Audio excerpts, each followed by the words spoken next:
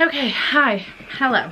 We are going to be doing my recent reads of April, May and June. You can see them behind me. We have April, May, June.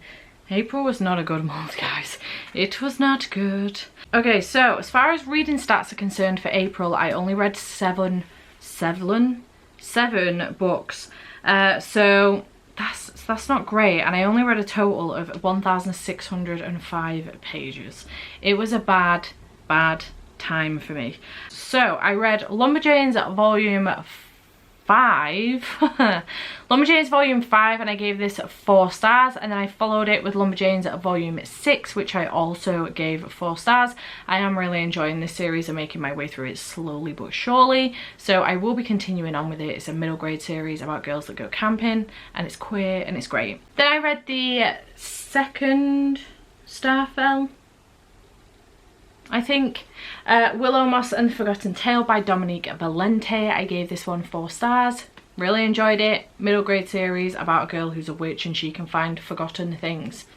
It was good. Then I reread The House with Chicken Legs by Sophie Anderson. We went to go and see The House with Chicken Legs live on stage, and it was fantastic. We being myself, Gav, Jade and Pris, and we had a really good time in Manchester, and I wanted to reread it after I'd seen it live. I really wanted to reread it before I went, but I didn't have a chance. So I reread this one and I gave it 4 stars. It was 4.5 if I gave half stars, which I don't because I'm on Goodreads, not Storygraph, but I did love the reread for this one. I also reread Cody by Jared Cullen, which is a graphic novel following a young girl called Katia who saves a bear. One day he is trapped under a tree, and after helping him recover for a while, she ends up being taken away from where that she's staying with her grandma because her aunt is sick in Seattle. So she ends up going to Seattle, and it's basically following the bear trying to find Katia again. It's adorable. Absolutely love this graphic novel. The art style in here is gorgeous. Would recommend. Then I read The Fine Print by Lauren Asher, which I gave 4 stars. 4.5 if I gave half stars. This is a billionaire's romance between Rowan and Zara. Rowan is the billionaire, Zara is his assistant, and romance.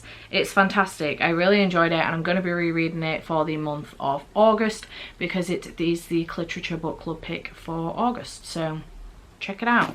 And the last book that I read in April was Unlock Your Storybook Heart by Amanda Lovelace. This is a poetry collection. I do love Amanda Lovelace's poetry collections. They're absolutely beautiful. On occasion they have illustrations in them.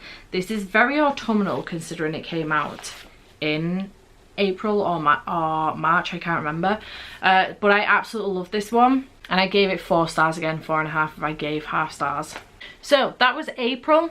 In May I read 14 books, which doubled my books from the month of April, and the page count was 4,381 pages. I read quite a bit in May, and it helped that I reread the Heartstopper series, which I think you can see right here. So let's tell you what I read, what I rated it. Aurora'S End by J. Kristoff and Amy Kaufman, the final book in the Aurora Cycle group. I gave this 4 stars. 4.5 if I gave half stars. I really enjoyed this. I thought this was a great end to the series, and I had a very good time. I do love this found family within the Aurora Cycle, and it's fantastic. It is sci-fi, adventure, etc. Found family is the trope. Would recommend. Then I read Jagger by Amanda McKinney on my Kindle, and I really enjoyed this one. I gave this 4 stars as well. This is a romance suspense type book. It's the first in a duology, but also like the 5th book I think in an overall series as well, and I really enjoyed it, and I would recommend Amanda McKinney's writing, so go check her out. She's great. Indie author as well, self-published. Go do so. Then I reread Heartstoppers 1, 2, 3 and 4, all 5 stars. This is a queer YA graphic novel series, comic series that has now been adapted on Netflix, and it's following Charlie and Nick, and it's fantastic and I would recommend it. This is about my 3rd reread now, at least of 1 and 2, but I loved it. It was great. Then I read book 3 in the Starfell series, which is Willow Moss and the Vanished Kingdom by Dominique Valente. Again, I gave this one 4 stars, 4.5 if I gave half stars. It was good. I would recommend this series. They fly by, they're very easy to read, so Then I picked up Kidnap on the California Comet by M.G. Leonard and Simon Sedgman. I love this series. This is the second in the series. It's the Adventures on Trains series, and I gave this one 4 stars, 4.5 if I gave half stars. So easy to read, and the illustrations are adorable as well, so would highly recommend if you are into your adventure middle grades. Very good series. Then I read The OK Witch and the Hungry Shadow by Emma Steinkellner. This is the second in this series. I really enjoyed the first one, and this one was very, very good as well. I gave it 4 stars, following a young girl who is a witch. She only just comes into her powers in the first one, and she didn't know she was a witch. Her mum's been keeping it secret from her, so in this one she's kind of like coming into her powers a bit more and finding more out about her family life. It's very, very good. I would recommend. Then I read Seance Tea Party by Raymina Yi. This is a graphic novel about a young girl who doesn't want to grow up. She ends up finding a ghost friend, and her ghost friend kind of helps her come to terms with the fact that she is getting older and she does need to grow up a little bit, and she can't be a kid forever. And it's very, very good. It's so beautiful. The illustrations in here are gorgeous, and I had the best time reading this. I gave it 5 stars. As a woman who has always tried to keep the child in me so that I can continue to be young whilst growing up, I related to this a lot, and it was very, very good, and I really enjoyed this. So 5 stars for this one. Then I read The Sister Who Ate Her Brothers and Other Gruesome Tales by Jen Campbell, illustrated by Adam de Souza. This is a collection of short stories, horror stories if you like, and it was good. Bizarre, but good. I had a good time with it. I enjoyed it, and I gave this one 4 stars. Then I read Check Please Volume 1, which is a graphic novel about a young boy who is a ice hockey player. He loves to bake, and he's also gay, and he falls in love with one of the guys on his ice hockey team, and it's just very, very good. I really enjoyed this one. I gave it 4 stars, and I'm really excited to pick up volume 2. Then I read Book Lovers by Emily Henry, which is now my new favourite book of the year. I absolutely love this. I gave it 5 stars.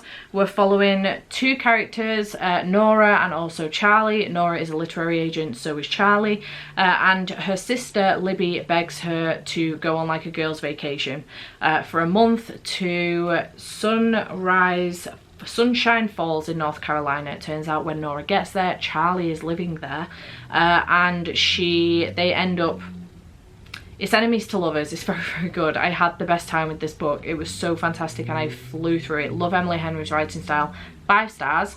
And then the final book that I read in May was Rainbow Grey by Laura Ellen Anderson. I loved Laura Ellen Anderson's Amelia Fang series, so I knew I was going to love this one. The illustrations here are gorgeous, and the storytelling is fantastic. I gave this 4 stars, 4.5 if I gave half stars. It was really, really good, and I had a good time with it, and I'm excited to continue on with the series. I do have book 2. And then in June, I did read 8 books, which was my goal for whatever-a-thon, so that's awesome. I am partway through 2 other books that I didn't quite get a chance to finish. Well, I'm partway through a whole bunch of books, but 2 books that I was focusing on in the month of June that I didn't quite get a chance to finish, and I read a total of 2,350 books. I did DNF a book this month as well, and that book was Mordew by Alex Phoebe, which I was reading with my patrons for the JPEGs book club, which is the Jade, Gav, Pris, Steph book club. For our patrons, this was Gav's pick. Sorry, Gav. My fantasy slump continues, obviously, and I didn't get a chance to continue on with this one. I got to page 144. I just didn't care, and I didn't have the mental capacity to force myself through it just for the sake of the live show, so I did DNF this one. I am a little bit gutted about it, but it is what it is. There's not much else I can do about it. And then the 8 books that I did read involved a load of romance, which I'm not mad about in the slightest. So the first book that I did read in June was The Good Girl Complex by Elle Kennedy. I read this, most of it, while I was on holiday, actually, because for the first 2 weeks of June I was on holiday in Tunisia. So I read most of this on holiday, then finished it when I got back, and I gave this one 4 stars. It would be 4.5 if I gave half stars. I really enjoyed this one. It's following Mac and also Cooper. Yep. Mac is a student in town, in Cooperstown, and he calls them clones because they're very, very rich. And it is a romance between them two. Friends to lovers. It's very, very good. Then I reread The Kiss Quotient by Helen Huang. It got 5 stars the first time, 5 stars the second time. This is like a Pretty Woman reimagining, but gender bent one. So we are following Stella and also Michael. I was trying to see if I could remember the character names.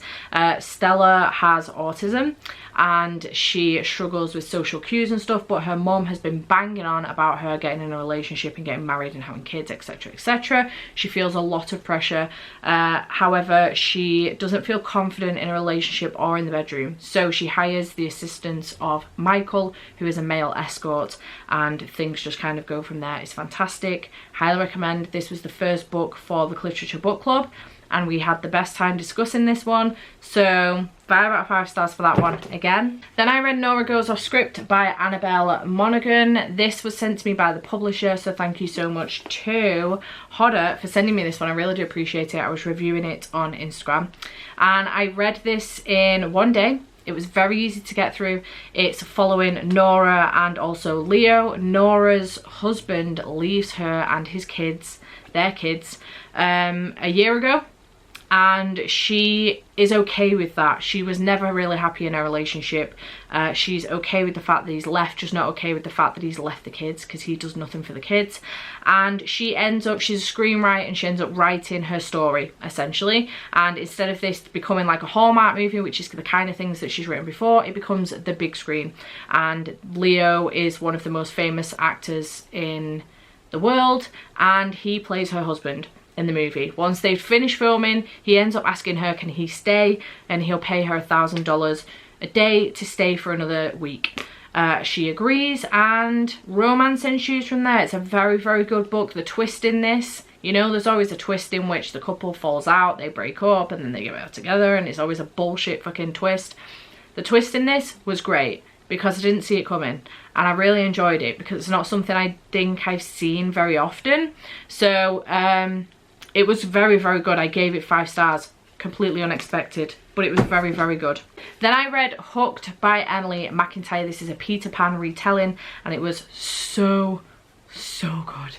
I gave this 5 stars. I binge read this. I stayed up till like 4:30 in the morning reading it because I wanted to finish it, and this was a Patreon buddy read with my patrons, and I loved it. It was so good. Very, very, very dark. Be careful. Trigger warnings for severe violence, like very brutal violence, kidnapping and also abuse, so just be wary of that going in.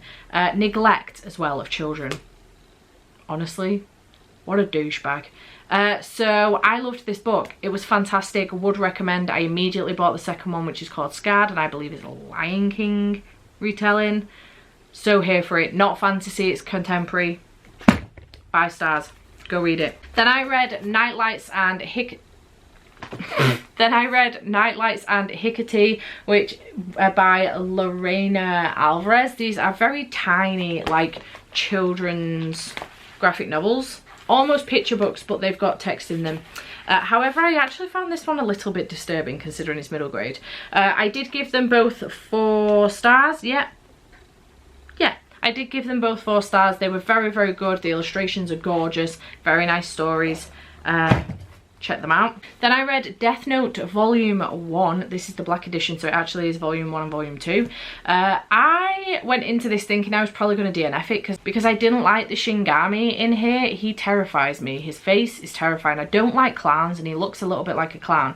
But I actually really enjoyed this a lot more than I thought I was going to. It was such a good time. We're following Light, who's a 17-year-old boy, and he's like a straight A student. He's a very clever boy, and one day he comes across this thing called a death note. Now, it's a notebook. If you write somebody's name in it, they will die within the next 40 seconds of a heart attack unless you suggest otherwise.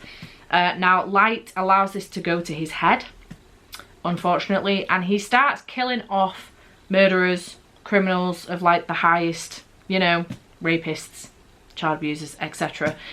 He starts killing them off because, I mean, I'm not going to say I agree, but I agree.